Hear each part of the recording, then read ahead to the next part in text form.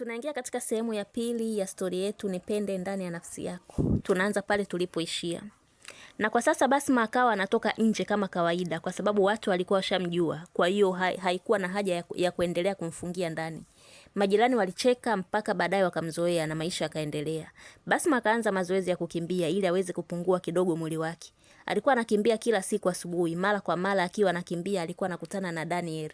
Naye alikuwa anafanya mazoezi ya kukimbia. Huyu Daniel naye alikuwa ni mpangaji mmojawapo kwenye hizi apartments. Basma alikuwa anatamani waweze kukimbia wote kwa pamoja kwa kushirikiana, lakini Daniel hakuwa anataka ushirikiano na Basma.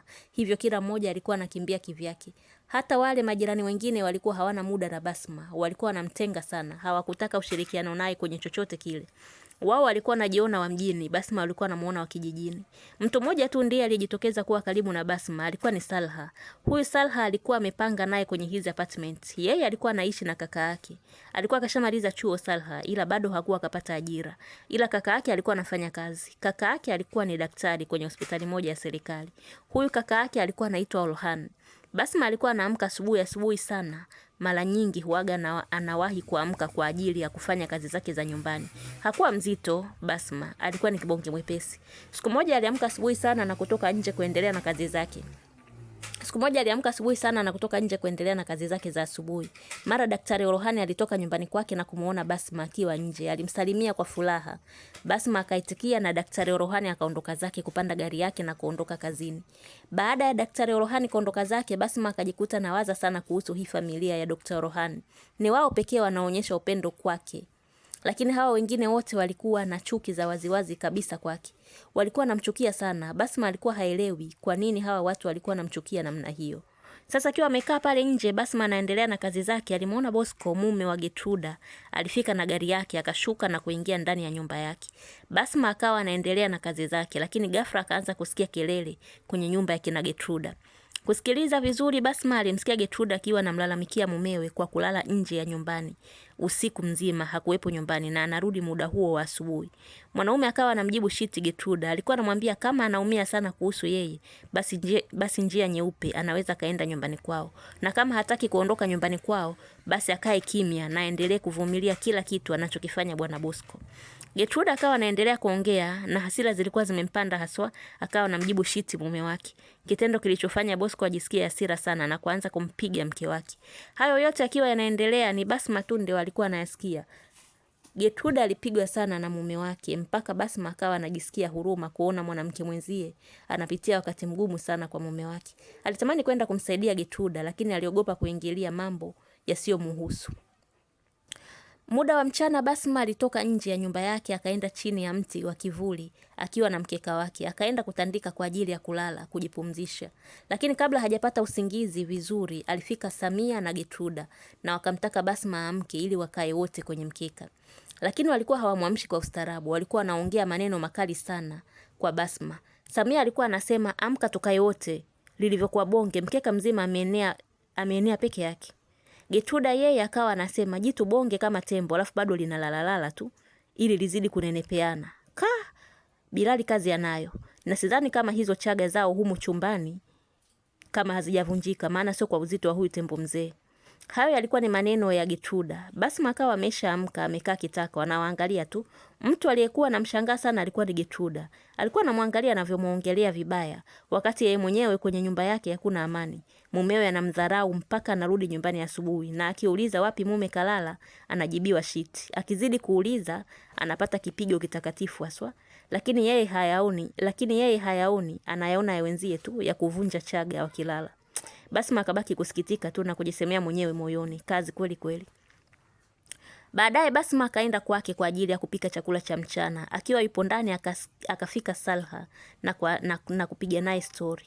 Salha akawa anamwambia Basma kuwa awavumilie wanawake wa hapo kwenye apartment zao, kwa sababu ni wanawake wenye tabia mbaya sana. Wanaongea maneno ili mradi tu ameongea bila kujua hilo aliloliongea mtu litamwathiri vipi huyu mtu aliambiwa hilo neno.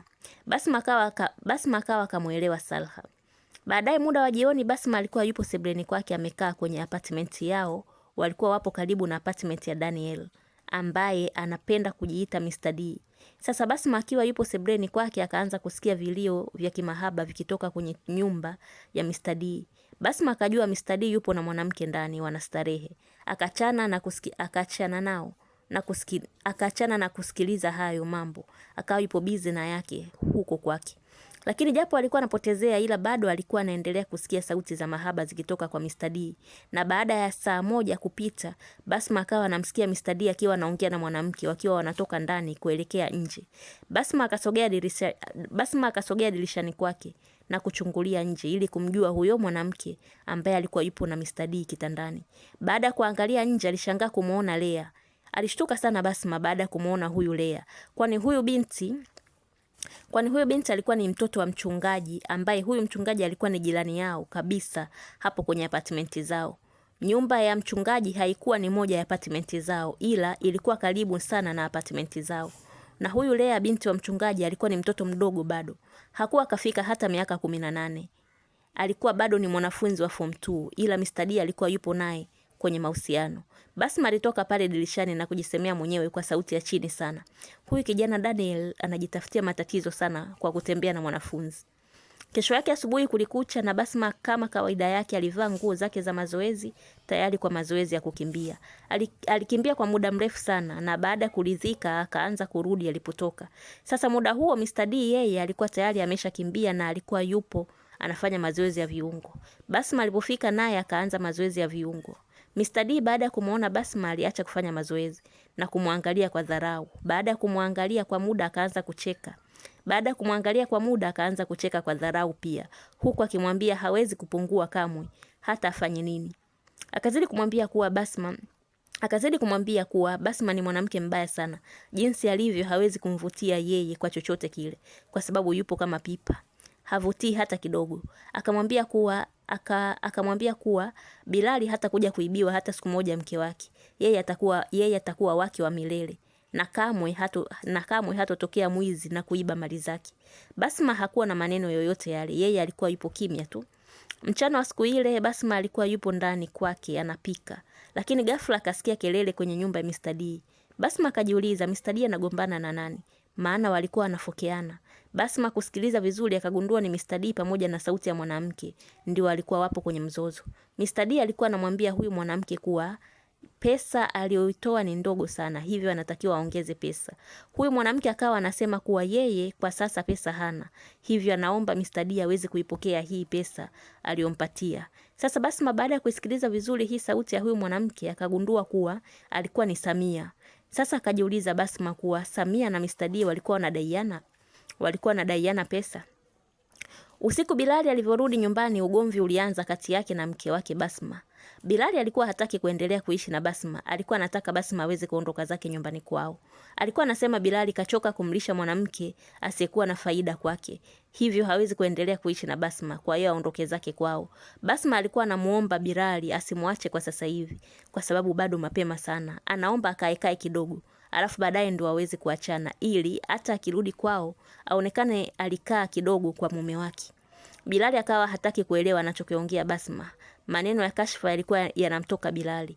Basma alikuwa anaumia moyo wake kwa maneno ya mume wake, hivyo akaamua kutoka nje ili aweze kuepusha shari, asiendelee kusikia maneno ya mume wake.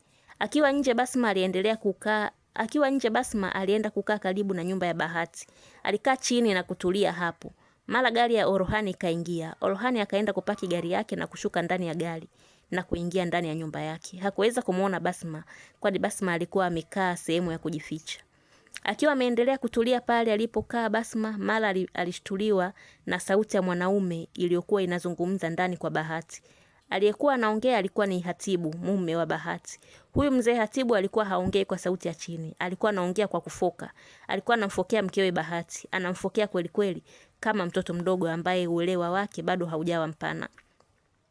Hatibu alikuwa yupo sebleni wanakula yeye na watoto wake wakubwa pamoja na mke wake Bahati. Sasa wale watoto wa mzee Hatibu mmoja akasema kumwambia baba yake kuwa hahitaji kwenda kusoma chuo South Africa, ila alikuwa anataka kwenda chuo nchini Ufaransa. Bahati akasema kwa nini anataka kwenda kusoma Ufaransa wakati tayari kashalipiwa kila kitu South Africa. Huyu mtoto wa mzee Hatibu ambaye alikuwa sio mtoto wa bahati wa kumzaa, akaanza kumwambia baba yake kuwa huyu mama yao wa kambo alikuwa hawapendi, ni mbinafsi, anapendelea watoto wake sana. Huyu mtoto mwingine naye akaanza kumsapoti mwenzie kuwa ni kweli mama yao wa kambo hawapendi, anapendelea watoto wake tu kwa sababu watoto wake wamepelekwa boarding school nchini South Africa. Anataka wengine wote waende huko, hataki wawe na uchaguzi wao. Hataki wawe na uchaguzi wao wenyewe. Sasa hapo mzee Hatibu ndio akaanza kumfokea mkewe kuwa hawapendi watoto wake, anawabagua watoto wake, hataki watoto wake wafurahie mali za baba yao. Akazidi kumwambia kwa hasira kuwa alimuoa na alimkuta akiwa na mali zake. Alimuoa kipindi ambacho tayari alikuwa kashajipata kimaisha. Kwa hiyo bahati ya kupata dhiki yeyote ile. Aliolewa kipindi cha neema. Ila sasa akaendelea kumwambia kwa hasira kuwa mkewe wa kwanza ambaye ndio mama wa hawa watoto wake wawili ndio waliteseka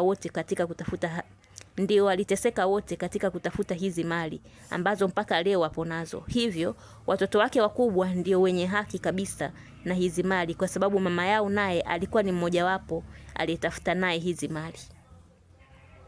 Hiyo inakuwa sehemu ya pili. Tutaendelea sehemu